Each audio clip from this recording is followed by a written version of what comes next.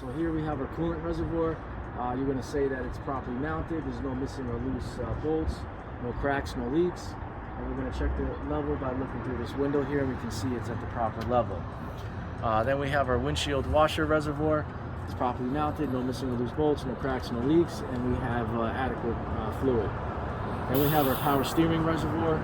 It's properly mounted, no missing or loose bolts, no cracks, no leaks, and the fluid's above the air line and below the full. And then back here we have our engine oil dipstick.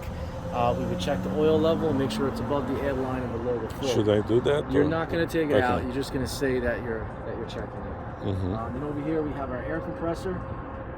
The air compressor is properly mounted, no missing or loose bolts, no cracks, no leaks, and it's you want to say that it's gear driven. All right, then we got some steering parts here. We have our steering box. It's properly mounted, no missing or loose bolts, no cracks, no leaks. We have our steering shaft. It's properly mounted, properly greased, and it has no excessive play. Then we have our pitman arm and our steering linkage, properly mounted, properly greased, and secured with the castle nut and cotter pin. All right, so that's everything on this side. Now we're going to go over to the other side. Okay, over here we have our alternator. The alternator is properly mounted, no missing or loose bolts, no cracks. The alternator is belt driven. The belt has no cuts or tears. It has no more than 3/4 of an inch of play. Below that we have our AC compressor. It's properly mounted, no missing or loose bolts, no cracks, no leaks. It's also belt driven, and again the belt has no cuts or tears and no more than 3/4 of an inch of play. And below that we have our water pump, which is properly mounted, no missing or loose bolts, no cracks, no leaks. It's also belt driven, and again the belt has no cuts or tears and no more than 3/4 of an inch of play. And last we have our engine fan, which is properly mounted, no missing or loose bolts, no cracks. It's also belt driven, and again the belt has no cuts or tears and no more than 3/4 inch play. All right, so that finishes the engine. Now we're going to do the steering axle, which is the suspension, brakes, and tires. So here we have our leaf springs. There's no missing, broken, or cracked leaf springs. Then we have our U-bolts, which are mounted around the leaf springs. All the bolts are tight, none are missing or loose. We have our front leaf spring hanger. It's properly mounted, no missing or loose bolts or cracks. And then we have the rear leaf spring hanger. It's properly mounted, no missing or loose bolts or cracks. We have our shock absorber. It's properly mounted, no missing or loose bolts, no cracks, no leaks. Now for the braking system, we have our brake chamber. It's properly mounted, no missing or loose bolts, no cracks, no leaks. We have our slack adjuster and our push rod. It's properly mounted, no missing or loose bolts, and it has no more than 1 inch of play. Then we have our brake hose. It's properly mounted. There's no cuts or tears in the hose and no air leaks. Inside the wheel, we have our brake drum. It has no cracks, no grease or oil around it. We also have the brake shoes and brake lining. No cracks, no grease or oil around it. And the brake shoes have more than 15% of brake life. All right, now for the tire. We got the inside wall of the tire. There's no cuts or bubbles. We have the outside wall, no cuts or bubbles.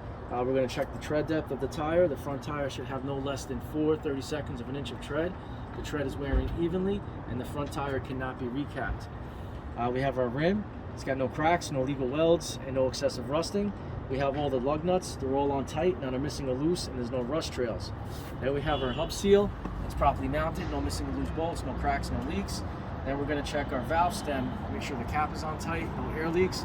And then we would check the air pressure of the tire. We should have no less than 100 pounds of pressure in the tire. All right, so that completes the steering axle. Now we're going to do the front of the vehicle. Now, just close the hood. It's got a lock right here. Let me show you. See this here? You got to swing this back in order to close the hood. And it's only on the one side. Okay. So when you open that, the lock came down. It automatically comes over. Yeah.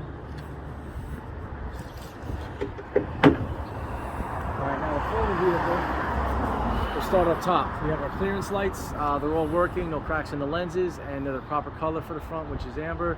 We have our windshield wipers. They're properly mounted and they have proper tension. The registration and inspection stickers are all up to date. We have our headlights. They're both working, no cracks in the lens.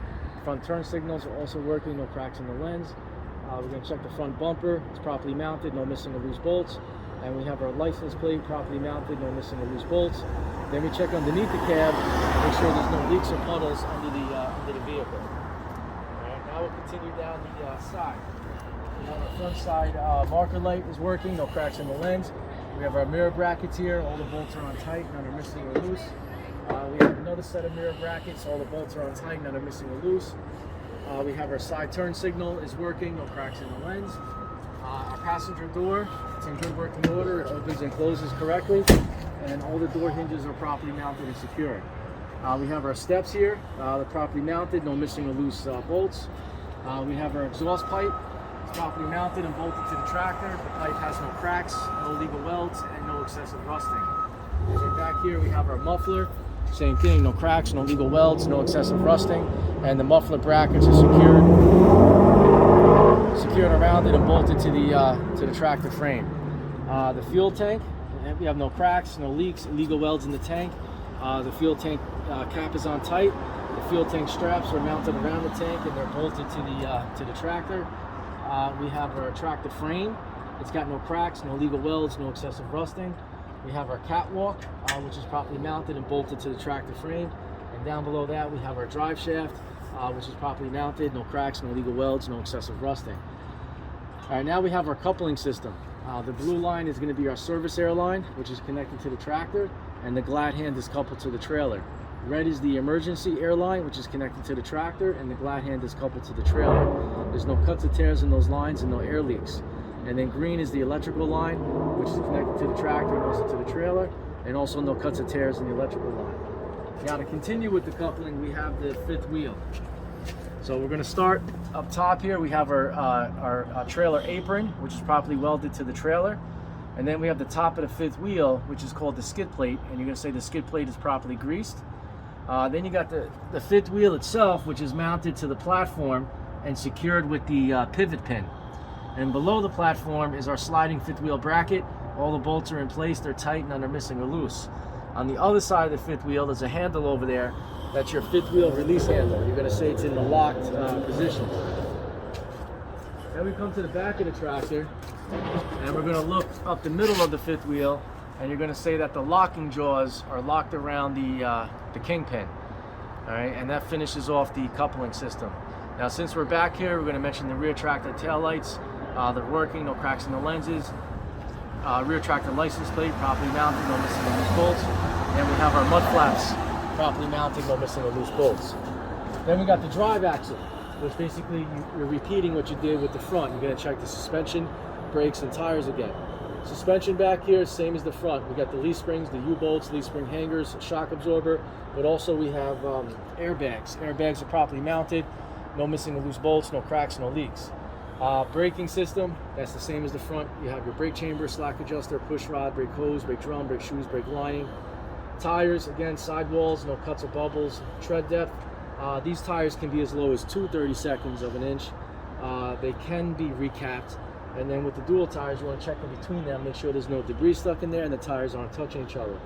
Then you got your lug nuts, your rim, axle seal, valve stem, and air pressure of tire. And again, no less than 100 psi.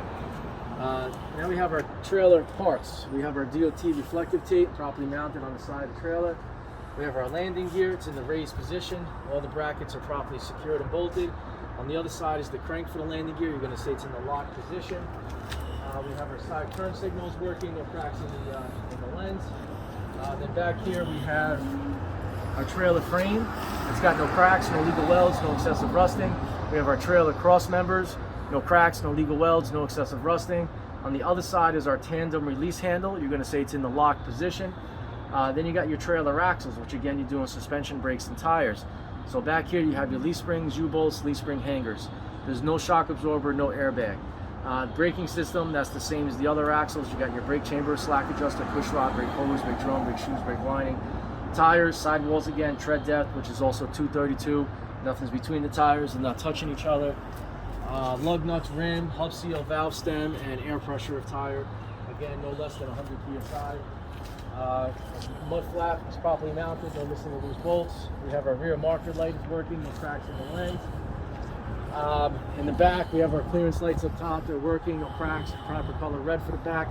Our rear gate, it's all the way down, it's latched and secured. Tail lights and hazard lights are all working, no cracks in the lens. We have our trailer license plate properly mounted, no missing or loose bolts. And then we have our safety bar properly mounted along with our DOT reflective tape. And that's everything in the back. Now on the driver's side, pretty much the same deal as the passenger side. The only difference is up front. We have a few different parts. Here you have your DEF tank. You're going to say it's properly mounted, and no missing or loose bolts, no cracks, no leaks, and the cap is on tight. And then below the steps, under the step here, we have our battery compartment. You're going to see all the terminals are tight to the batteries, and there's no corrosion around the terminals. And that's everything. Okay. All right. Any questions with that?